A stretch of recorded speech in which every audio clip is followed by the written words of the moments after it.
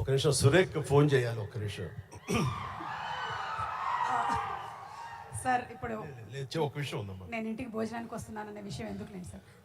సురేఖ, నా grey సూటును black pant ఎవరు ఎత్తుకెళ్ళిపోయారండి, అది కనపట్టలేదన్నావు కదా.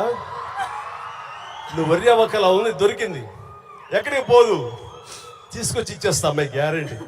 మన సుమ్మాయి ఎప్పుడు ఇంటికి వచ్చిందో, ఎప్పుడు చేతికి పనివాటం కల్పించిందో కానీ ఇచ్చేస్తా.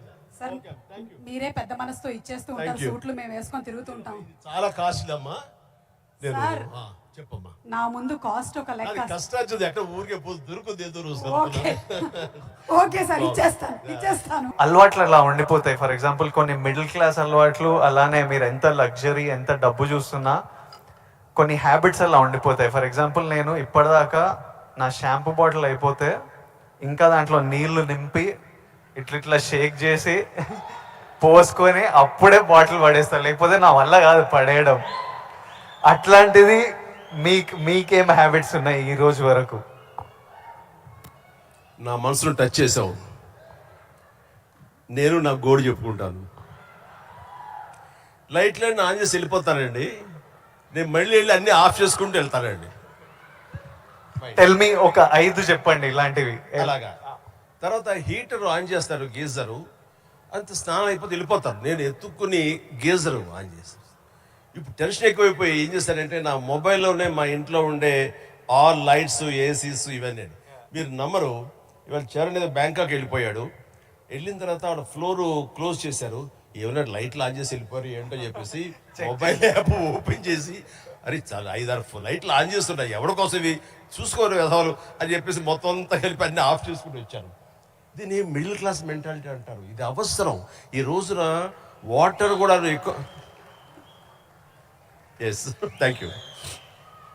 ఈ రోజున నువ్వు అంటున్నావు నువ్వు షాంపూ చెప్పావు కదా, నేనేం చేస్తాను చెప్పనా? అయిపోయిన సోపులన్నీ కలిపి గట్టిగా కంప్రెస్ చేసి, ఇది నిజమండి, నమ్మరు, ఇది చెబితే.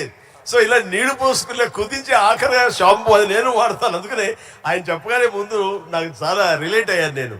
సో సోప్ ముక్కలన్నీ కలిపి కంప్రెస్ చేసి అదో సోప్ లాగా వాడి అది వాడతాను. అంటే ఇది మన మెంటాలిటీ అలా ఉంది, అలా చేయాలి. ఈ రోజున అలాగే వాటర్ కూడా నేను చెప్తాను.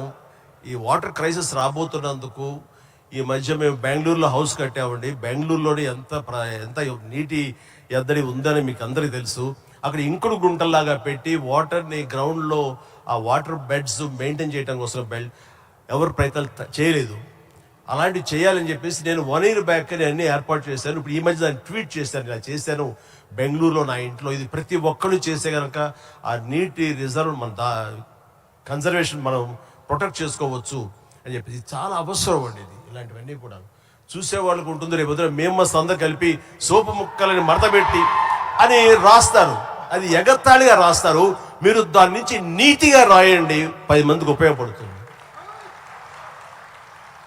వాటర్ ఇంత జాగ్రత్తగా మన షాంపూలు కానీ ఇటు విజయ్ దేవరకొండ, చిరంజీవి లాంటి వాళ్ళు ఇలా వాడుతున్నారు. వాళ్ళు సూపర్ స్టార్స్ అయి ఉండొచ్చు, లగ్జరీ లైఫ్ అయితే అయి ఉండొచ్చు. అయిపోగా తీసి పడేరండి, అందులో నీళ్లు పోసుకుంటూ షేక్ చేసుకుంటూ వాడతారు. సోపు ముక్కల్ని 4-5 ముక్కల్ని అతికించుకుని ఒక సోప్గా చేసుకుని మళ్ళీ ఏదో వారం పాటు వాడుకుంటారండి. అండ్ ఒక ట్యాప్ ఓపెన్ చేసి షేవింగ్ చేసుకున్న ఇంకోటి చేసుకున్న ఆ వాటర్ని వేస్ట్ చేయకుండా ప్రొటెక్ట్ చేసుకుంటారండి. లైట్స్ అన్నీ ఆఫ్ చేసుకున్నావా లేదా, గీజర్ అన్నీ ఆఫ్ చేసావా లేదా అని వస్తే చూసుకుంటూనే ఉంటామండి, despite our busy schedules. So సామాన్యులకి ఇంకెంత బాధ్యత ఉంది, చేయాలి.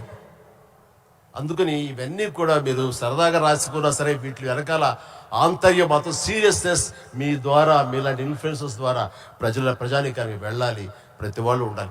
అందరూ తలా ఒక చేయిస్తేనే, సో ఒక బిందు కలిస్తేనే సింధు అన్నట్లుగా మీరు అందరూ అనుకుంటేనే నీటి ఎద్దడి లేకుండా జరుగుతుంది, ఈ పవర్ కట్ లేకుండా జరుగుతుంది. అందుకని ఆ రకంగా ఇన్ఫ్లుయెన్సర్స్ వీళ్ళందరూ ఉపయోగపడాలి. చాలా మంచి క్వశ్చన్ వేసి టచ్ చేశాం.